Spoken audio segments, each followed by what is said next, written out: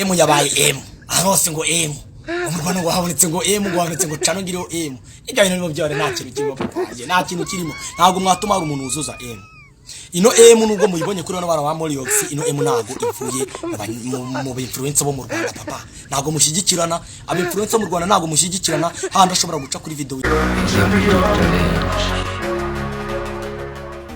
iracyari MJ Line challenge Buffire after banga anaza banga. Reka tugaruke ku banyarwanda, reka twigarukeho. Ni ukuvuga ngo Moriox Kids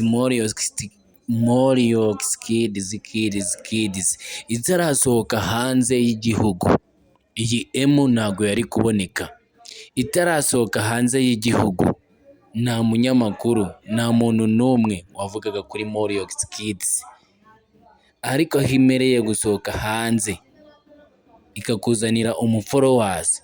Moriox Kids yabaye Moriox Kids ku ma TikTok, kuri YouTube ndetse ku ma Facebook. Emu yabaye emu. Reka tubanze twumve uburyo abakuriyeta cyangwa se aba TikToker, abantu bagiye batandukanye bakoresha imbuga nkoranyambaga, uburyo bari kubivugaho, ubundi nanjye nze nunge mu byabo. Iracyari MJ Line challenge.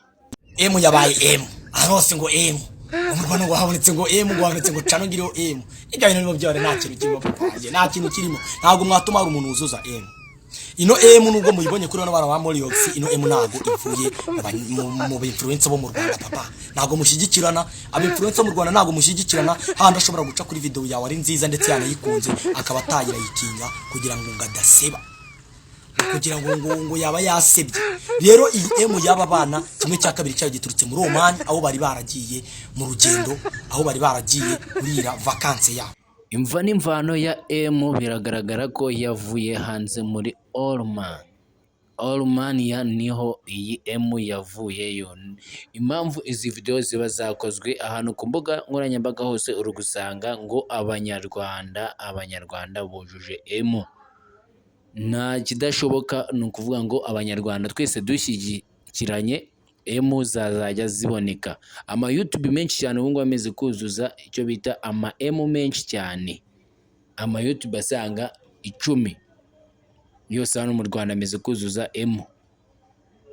Icyo umusenera ashatse kuvuga ni ukuvuga ngo abantu twese hano mu Rwanda dushyigikiranye, followinga ugakora subscribe n'ubundi emu zaboneka. Abantu hanze bagira urukundo bro ku bintu bijyanye n'imbuga. Abantu ba hano mu Rwanda tugira urukundo ku bintu bijyanye no mu buzima busanzwe, ariko ku bintu by'imbuga wapi. Reka dukomeze twumve uburyo abandi bakuriyete cyangwa se aba TikToker icyo babivugaho. Iyi iracyari MJ challenge. Aba influencer mu Rwanda ntabwo mushyigikirana handi ashobora guca kuri video yawe ari nziza ndetse yanayikunze akaba atayirayikinga kugira ngo ngadaseba, kugira ngo yaba yasebye. Rero iyi emu yaba bana kimwe cya kabiri cyayo giturutse muri Oman, aho bari baragiye mu rugendo, aho bari baragiye kurira vacances yabo. Ubwo rero mwebwe ibyo bintu murimo murivugishwa ngo emu ngo yabaye emu ngo twarabasapotinze ngo twarabakurikiye views cyaze warayibahaye kuko ushaka ibyishimo ngo twarabasapotinze. Ino emu nagiturutse muri mwebwe ino ngira ngo ameze kumenya imva n'imvano ya emu y'abafollowers ya Moriox Kids ahantu yavuye. Ibi ni ukuri ndabihamya. Ni ukuvuga ngo hano mu Rwanda iyo utarazamuka nta nubwo ushobora kubona abafollowers.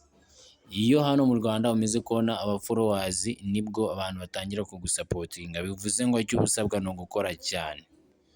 Iyi ni MJ challenge. Reka twumve undi mu TikToker umwe icyo abivuga, ubundi Astravich ciao naho ubutaha.